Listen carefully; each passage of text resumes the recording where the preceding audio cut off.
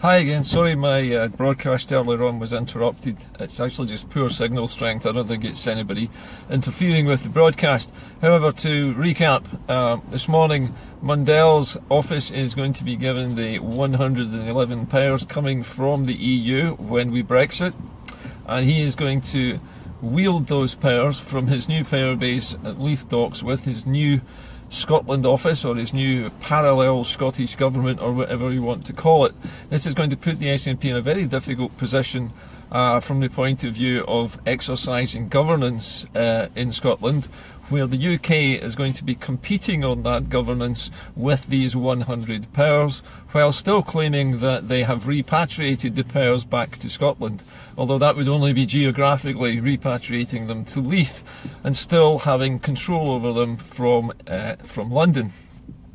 In other news this morning, I just wanted to let you know that Indycar is opening a Patreon account, which will allow those fans of the show who wish to do so to make a donation for every time they view one of these programs. Now, it doesn't apply to everybody. It's entirely voluntary, and I'm not basically putting a price on the show. But what it will do is, for those of you who can afford to make a small donation for each view that you have of an IndyCar show. That will help me to buy some new equipment, to buy another camera, and to also be able to do some car editing in the actual car, so I can put things like title sequence at the beginning of my broadcast, that kind of thing, and also to improve the general quality of the show, and to give me a little bit of money to make up for some of the lost time in my working day.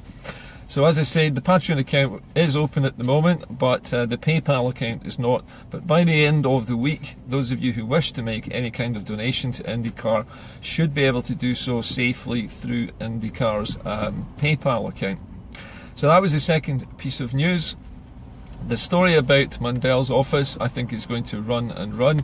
I've been contacted by the MP for Leith, the SNP MP for Leith, I believe, and a number of other SNP politicians are now watching the shows on a regular basis and sharing them, which is good news, because I think it's high time that the Scottish Government looked very carefully around them at what the British Government is planning to do in the next few months, because this move to repatriate powers not to the Scottish Government but to the parallel Scottish Government run by the British Government will also create a precedent whereby eventually the Scottish Government's power base will be eroded by the London Government. They're going to peel away powers from Parliament, from the Scottish Parliament. Eventually, the parallel Parliament in Leith Docks will become the centre of government for Scotland, and Mundell himself will be crowned Viceroy of the Scottish colony, because that is what we will become if we don't vote for independence in the next 12 months. Anyway, I'm going to leave that with you today. That is the news from IndyCar today. It's a bit of an earth-shattering reveal today.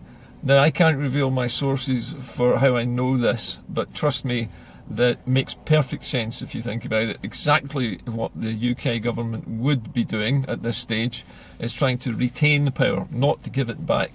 And at the same time, they're going to try and circumvent the description of this as a power grab by claiming that the powers are actually going to be used in Scotland.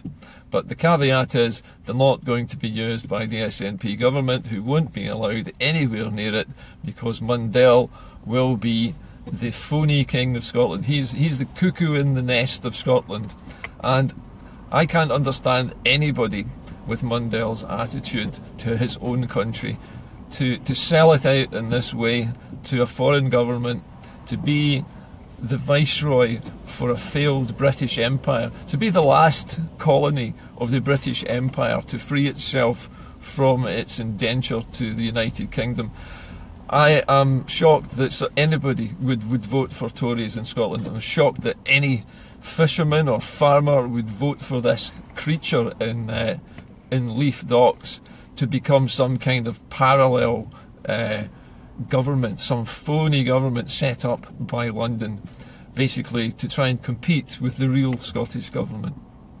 As I say, I expect to hear some kind of response from the Scottish Government over the next few days to these revelations.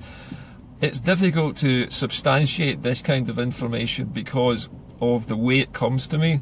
The fact that the people who pass this information are risking their own livelihoods and their own jobs by doing so, and so I can't reveal the sources to you, and my sources can't reveal their sources either, so it's a complicated chain. However, take it from me that this is bad news for Scotland. A Viceroy is about to be appointed, and a fake Scottish Government is about to be established at Leith with 111 powers gifted to it by Brexit. I'll leave you with that thought today. As usual, if you have any comments on today's programme, please contact me after the show. I have a busy work day today, so if I don't answer your comments straight away, you'll understand that I've got a busy work day doing my day job. But anyway, I'll talk to you soon. Tune in to Indycar tomorrow for any further developments. Bye for now.